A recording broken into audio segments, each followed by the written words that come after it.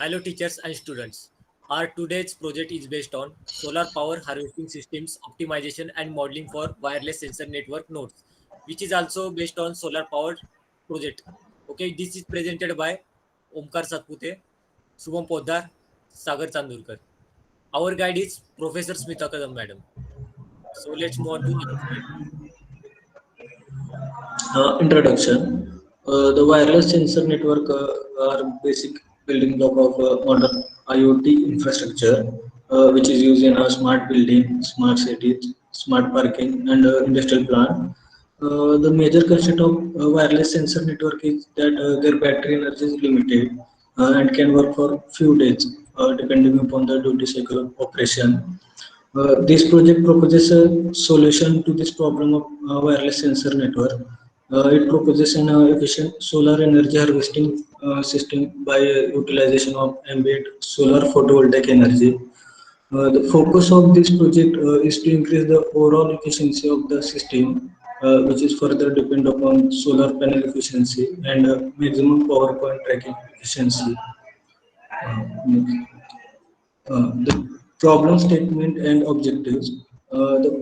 Problem statements for the project. The first problem statement is to extend the life of rechargeable battery as far as possible for to increase the lifetime of working of WSN network. And second problem statement is to improve the stability and reliability of this system. The objectives of this project is the first objective is the efficient solar energy harvesting solution provide to the limited battery energy problem of wireless sensor network. Second objective is to utilize the ambient solar photovoltaic energy for WSN node. The third objective is to increase the overall harvesting system efficiency by increasing the efficiency of solar panel and maximum power point tracking efficiency. Next, literature survey. Literature survey shows the paper we have used for this project. Uh, the first is the title is Design Challenges in Solar Energy Harvesting Wireless Sensor Network by author Sharma H. Hawk A. Jeffrey Z. A. It published in the journal Third IEEE International Conference on Nanotechnology for Instrumentation and Measurement Workshop in the year of November 2017.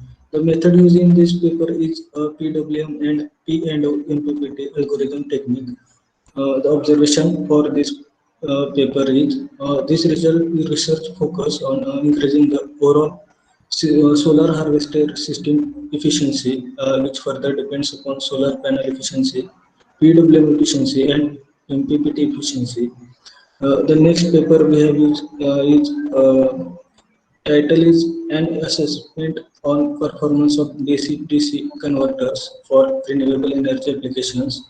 The author for this paper is Shivkumar S, Jagabar Sathe M, Manoj P.S, Sundar Rajan G. The journal in which this paper publishes Renewable and Sustainable Energy Reviews in the year of 2016. The method used in this paper is DC to DC converter. The observation for this paper is this paper present an assessment of current and future trend of non-isolated DC to DC converters with various parameters and are analyzed using MATLAB Simulink. The third paper we have used for the project is title of Maximum Power Point Tracking for Scheme for Solar Photovoltaic System. The author for this paper is Haq A. The journal in which this paper publishes Energy Technology and Policy in the year of 2014. The method used in this paper is MPPT for PV solar panel.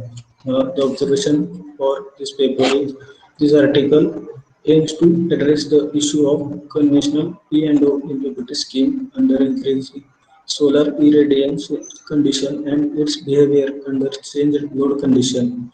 The modified MPPT scheme is implemented in the control circuit of a DC to DC converter. The proposed methodology. In this methodology, this is the block diagram of solar energy harvesting system. In this, the solar energy is ambient solar energy is efficiently converted into DC electrical energy. When the solar panel takes the solar energy and convert it into DC electrical energy, which is given to DC to DC per converter, which is a step down converter. It regulates the DC supply and provide it to the battery or supercapacitor with its requirement of battery. Then this battery is getting charged by this output of DC to DC buck converter, and this battery provide input to the solar signal processor, which contain WSN nodes, wireless sensor networks, which has a number of sensors which can be used for uh, number of physical measurement like pressure, humidity, temperature. Then this sensor used for sense the data and given to the controller unit, which has a microcontroller unit, and it processes the data and send to communication unit. The communication unit has a receiver, it has a transmitter and receiver for the communication with surrounding WSNs, another sensors, and this sends data to the okay, so it sends data to head node from the end node, which is get from all the data, and this head node from which we can remotely monitor and control the application process. Uh, The requirement analysis. The software required for this project is MATLAB Simulink, which is a version of R2020A. The hardware requirement for this project are first hardware requirement is solar panel. Second is WSN gateway node, which has a ZigBee or microcontroller. Third hardware required is WSN end node, which has sensor of temperature sensor, light sensor, humidity, pressure sensor. The fourth hardware required is temperature sensor module LM35. The fifth hardware required is DC to DC buck converter. And the main last sixth hardware required is battery. We are using nickel cadmium rechargeable battery. This DC to DC buck converter. DC to DC buck converter used to regulate the DC supply and which provide all the active functions for step down switching regulator. And it is capable of driving 3A load with excellent line and load regulations. This is a temperature sensor module, LM35. It is used to detect the ambient air temperature. It has a three terminal and its temperature range is from minus 55 degrees Celsius to plus 150 degrees Celsius. This is a nickel cadmium battery. It is a rechargeable battery which uses nickel oxide hydroxide and metallic cadmium as electrodes. As with compared to other rechargeable batteries, it provides a good cycle life and better performance at low temperature with fair capacity. Okay, applications. So in this first application is control of industrial boiler point. Second is volcano monitoring. Third is glacier monitoring. Fourth is forest monitoring. And fifth is battlefield monitoring applications. Means these various types of applications can be used for monitoring of the monitoring and collecting the different data from different sources. Okay. Impact analysis. In this impact analysis, first is usefulness, means positive impact on society. So their first point is maximizing battery life and reducing discharges. Second is contributing for smart energy city, means like IoT like smart cities. Third is industrial application appliances. Industrial appliances like we have seen in applications boilers or in bigger industrial plants. For automations, tracking of key aspect and utilizations the data captured means take an example of an spider bot which is sent to an building, which are consisting of different type of spider bots as a node. So one head node means one head spider node will send the uh, means you can say other who are trapped in the crisis datas and to be set to the head node. So in harmfulness, negative impact of society. First point is in the rare case, overcharging of battery may occur. Because of this overcharging, battery may get failure. Second is environmental battery failure. Third is environmental crisis. And fourth is interrupted data transmission rate. In environmental crisis, as we know that if flood, a volcano, or you can say tsunami occurs, so there is a less time to react. By reaction, some of the split second, if data gets interrupted of the transmission, so there can be huge number of loss of people. So this was a negative impact. So moving next on professional ethic practices to be followed.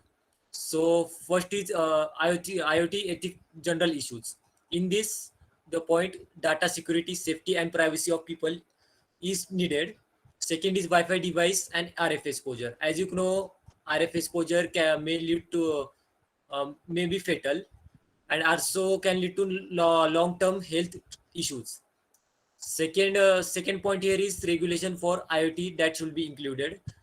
First regulation is about General Data Protection Regulation, GDPR. In that first point is anonymizing collected data to protect privacy of user. Second is providing data breach notification to particular user. Then next point is about regulation and guideline for RF exposure, IC and IRP. In that point is for limiting exposure of human exposed to the RF electromagnetic frequency, which in which we are using our device Zigbee, which range from 2.4 gigahertz. So their limiting range for IC and IRP is from 100 kilohertz to 300 gigahertz. So our device comes under the regulation and guidance of RF exposure. So moving next on system implementation. So first system implementation here is about solar PV panel. As shown in the symbol is about solar panel PV symbol. Second one is shown as circuit diagram. In this circuit diagram, light diode is connected, in which parallelly connected to one diode that is parallelly connected to an registers. This register is connected in series with RS registers. Okay. In this photovoltaic implementation, as the photovoltaic converts the photon or light energy into electrical equivalent, then this light energy incident towards the solar PV panel generates an electronic hole pairs, which is EHP. These newly EHP pairs are called as or denoted as IL, means light generated current. So your third is simulation diagram of PV array. So moving to next on is about modeling of DC to DC converter. In this we are using DC to DC buck converter because it has high efficiency, less and other than buck and boost converter, then also boost converter. So this DC to DC converter is basically a step down converter which converts output voltage usually less than the input voltage. So as we know that DC to DC voltage voltage has DC to DC converter has MOSFET, then input connected towards the MOSFET. This MOSFET is connected to the inductor, then inductor is connected with parallel to the parallel to the diode, and then it is connected towards the capacitor in parallel. Okay, when the MOSFET is closed for time t1, the input voltage Vs appears across the load register. If MOSFET switch is turned off at time t2, the voltage across load register becomes 0. So moving to next on, here we are seeing particular diagram of buck converter in which we are seeing source voltage. From source voltage, we have given input as source current to the MOSFET. In the MOSFET, it is generating one and zeros pair. Then it is given to it is given to the inductor, which is of 200 microfarad, and connected perpendicular to diode. This diode is connected in parallel with capacitor, electrolytic capacitor, which is connected in parallel with load, which consists of positive and negative terminals. Okay, so the duty cycle which is to be fed to the MOSFET yeah, is calculated by D is equal to output voltage upon input voltage, as is D is equal to VO by VN. So moving to next on modeling of maximum power point tracking theorem techniques. So here MPPT technique we are using here is perturb and observation technique, which is simple and anywhere to any system to be where found, which is used for efficiency of the systems.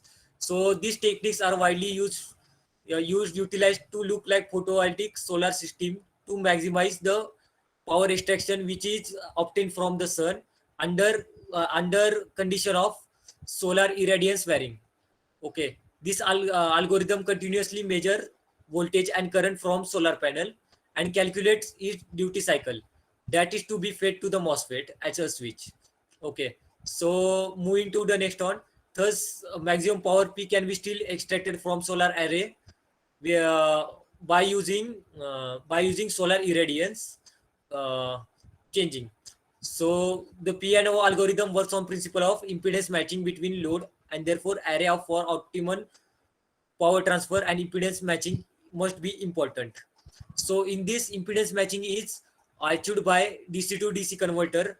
By employing DC to DC converter, the impedance matched by changing the duty cycle of the MOSFET switch. So moving next on is our flowchart for perturb and observation. In this flowchart, this basically flowchart of P&O technique that is employed in every type of solar harvesting panel. In this solar panel, the output of algorithm could be varying duty cycle, which depend on input solar irradiance. So here we have started to measure voltage, current, and then calculated the power. After calculating power, if the condition are met, so if the condition are met, then the duty cycle, then the duty it is fed to the duty cycle, in which duty cycle react according the duty cycle is fed in between 0 to 1. Okay, result and discussion. In this result and discussion, we have seen here, we have taken here solar irradiance of 100 and temperature of 25 degrees Celsius, which is connected to the solar panel. In this solar panel, the positive terminal is connected to MOSFET and negative terminal is connected to ground. This total terminal is given to the DC to DC buck converter, in which DC to DC buck converter step down the voltages, which is to be provided to the battery and towards the output of the load. So other than that, the MOSFET in the MOSFET, the output is given as 1 and 0. This 1 and 0 is connected to the MPPT, means that technique, where in MPPT converts the technique into efficiency of an algorithm, which is shown in MPPT waveform of the signal. So at last, we are seeing here the battery scope and IPV output scope. The output is calculated in IPV scope, where IPV means input, voltage, and power. Scope are to be shown in the following next figure, which is explained by Sagar. Now moving towards a result and discussion about this project. As shown in figure, the solar cell efficiency is directly proportional to variations in solar radiation. In second figure, we can see the IV characteristic of the the current in solar panel increases with an increase in the irradiance level. Here, for the solar irradiance of 1000 Weber per meter square, the solar cell current is maximum that is around 7.9 amperes. The PV characteristic of solar panel under different radiation level. Here, for the highest solar irradiance of 1000 Weber per meter square, the harvested power is maximum, that is equals to 213 watts. Moving towards next slide, these are the our current and voltage characteristics of our output current and photovoltaic panel. As we can see, the output current decreases as photovoltaic panel temperature is increased further. Thus, the variation in temperature is inversely proportional to the output current. Similarly, in figure 2, we can see if the temperature is increased, then output power goes on decreasing. Thus, we can say the output power is also inversely proportional to the variations in temperature. This is our IPV characteristics of this simulation circuit. In this current power voltage characteristic, the solar panel input radiance is varied and temperature is kept constant at 25 degrees Celsius. So the output voltage is achieved to 12.74 volts and the current is 7.81 ampere. As the irradiance is varied, the solar power also varies, and the further after that power remains constant at 100 watts. Now, in conclusion, in this project modeling simulation, the optimization of experiment are performed for solar energy harvesting of WSN node. The control technique for solar energy harvester system, that is P&O MPPT, means Petroband observed MPPT have been analyzed and compared using the MATLAB simulation. The efficiency of MPPT controller buck converter is better for WSN node operation and its lifetime. Moving towards future scope of this project, the simulation experimental setup presented in this project, solar energy harvesting WSN system, will be extended and varied for advanced MPPT algorithm like neural networks, physiologic, and machine learning algorithm for efficient and stabilized working of setups. This technology will be a great use for our agriculture, industrial, and medical purpose for monitoring and control purpose. So next, this is more energy efficient and intelligent algorithm, which will be helpful for extending lifetime of battery and autonomous load located at remote location.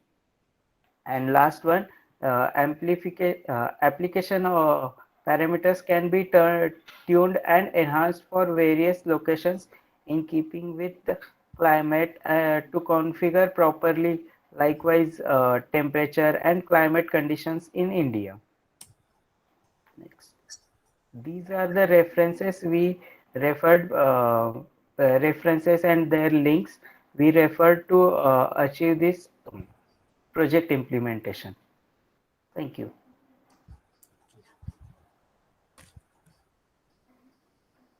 Stop.